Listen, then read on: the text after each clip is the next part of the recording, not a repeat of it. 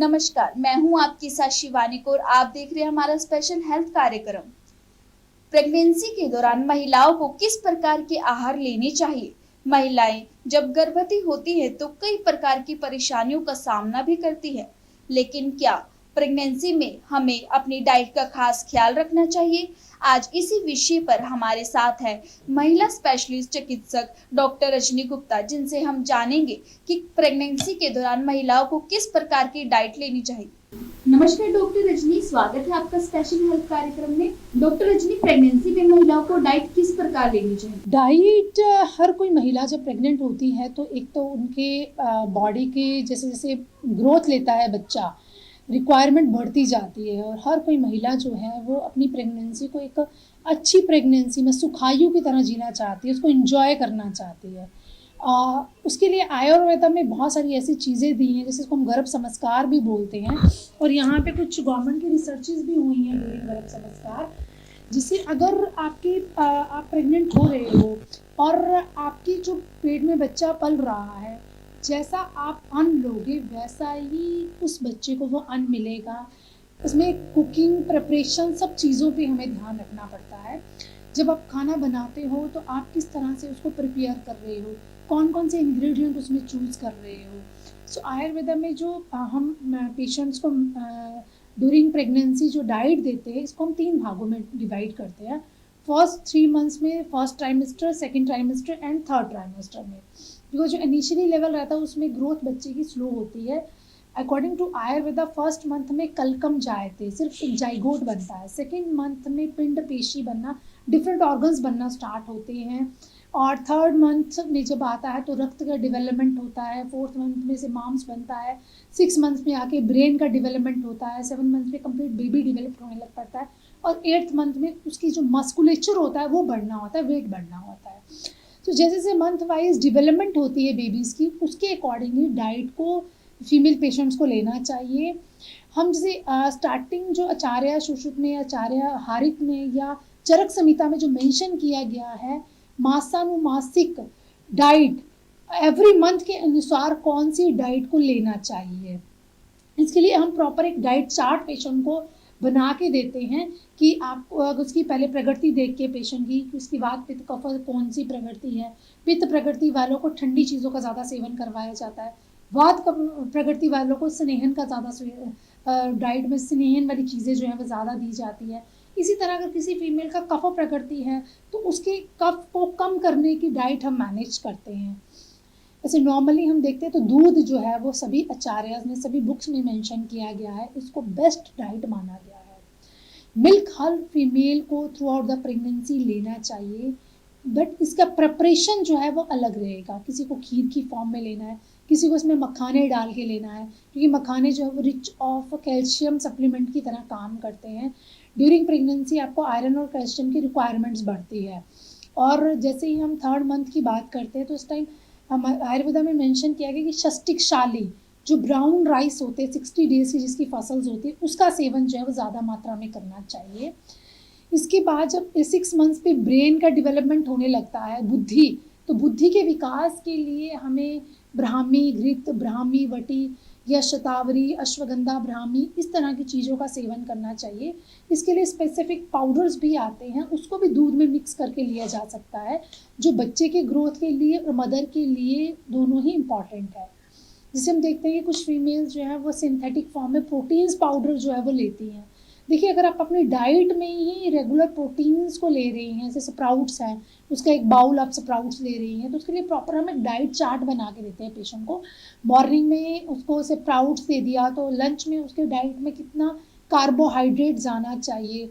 और आयुर्वेदिक कॉन्सेप्ट के अकॉर्डिंग जो बच्चे का विकास करता है, जो बच्चे को मतलब हेल्थ के लिए बेनिफिट है, तो उसके अकॉर्डिंग हम डाइट को एक डाइट चार्ट पेशेंट का बनाते हैं।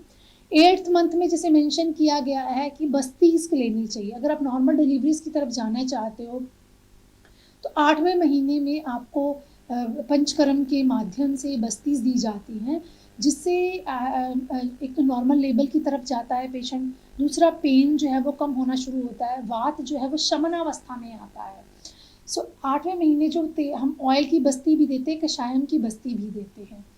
9th मंथ में जैसे मेंशन किया गया है, इस टाइम फुल डेवलप्ड बेबी होता है और डिलीवरी की तरफ फीमेल जो है वो जाती है।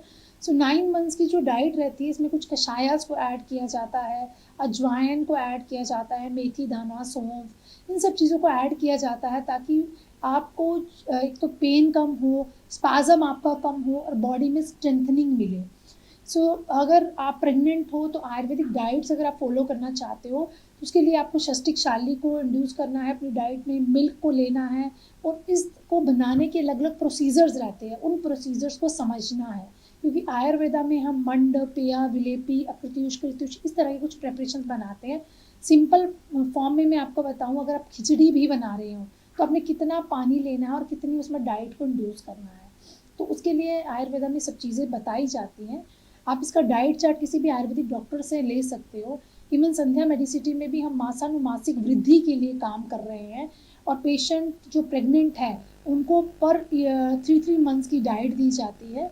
उस डाइट को लेने से हमने देखा कि बहुत सारे ऐसे पेशेंट्स हैं जिनमें अगर ड्यूरिंग द प्रेगनेंसी उनको हैबिचुअल अबॉर्शन की हिस्ट्री थी या IUGR में जा रहे थे, प्री एक्लेम्पशिया में जा रहे थे, BP शूट अप कर रहा था, तो उन पेशेंट्स में बहुत अच्छा इम्प्रूवमेंट्स हमें देखने को मिलता है।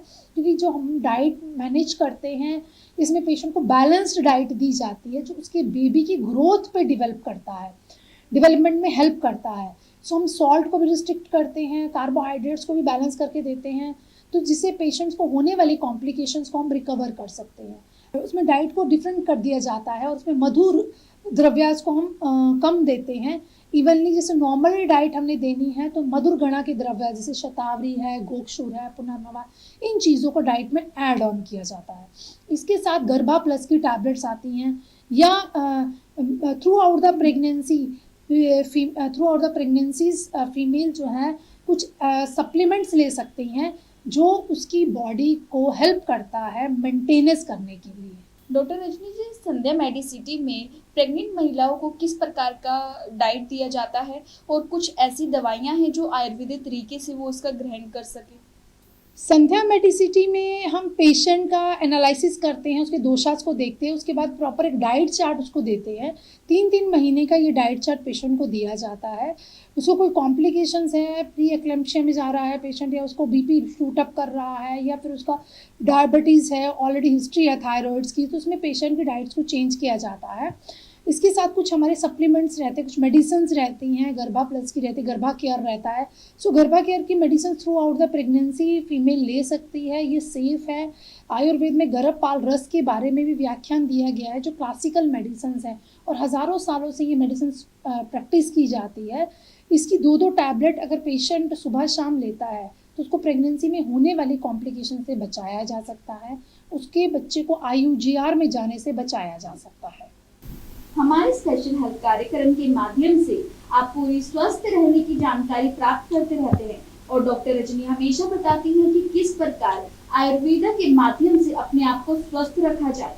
अगर आप और भी इसी डिटेल में जानना चाहते हैं तो हमारे स्क्रीन पे दिए गए नंबर पे संपर्क कर सकते हैं और नजदीकी संध्या मेडिसिटी के हेल्थ केयर सेंटर पे जाकर आयुर्वेदा उपचार की पूरी जानकारी ले सकते हैं।